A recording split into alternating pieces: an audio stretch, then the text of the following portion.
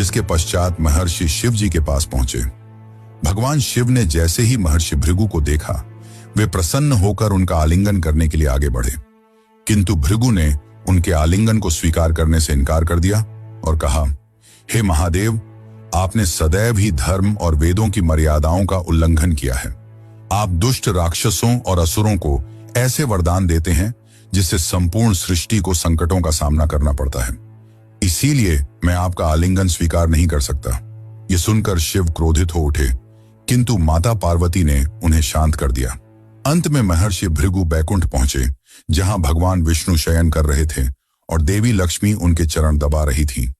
भृगु ने क्रोध में आकर भगवान विष्णु की छाती पर जोरदार लात मारी, किंतु विष्णु ने शांत भाव से उठकर न केवल महर्षि से क्षमा मांगी, बल्कि उनके चरण दबाने लगे और पूछा, महर्षि, आपके कोमल चरणों को मेरे कठोर हृदय से चोट तो नहीं लगी?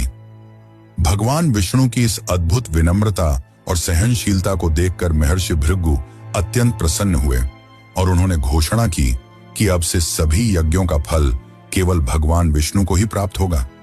इस घटना के बाद श्री हरि विष्णु ने तो भृगु को क्षमा कर दिया, पर इस अपमान से माता लक्ष्मी काफी क्रोधित हो उठी।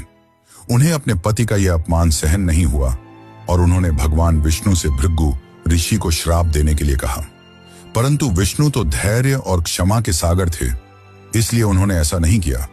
इसके परिणाम स्वरूप माता लक्ष्मी ने बैकुंठ लोक का त्याग कर दिया और तपस्या करने धरती लोक पर आ गईं। वे कोल्हापुर नामक स्थान पर ध्यान करने लगीं। इस बात से विष्णु जी अत्यंत दुखी हो गए। उन्हें बैकुंठ में सूनापन महसूस होने लगा। इसके पश्चात उन्होंने भी बैकुंठ को छोड़ दिया और धरती पर माता लक्ष्मी की खोज में निकल पड़े। वे घने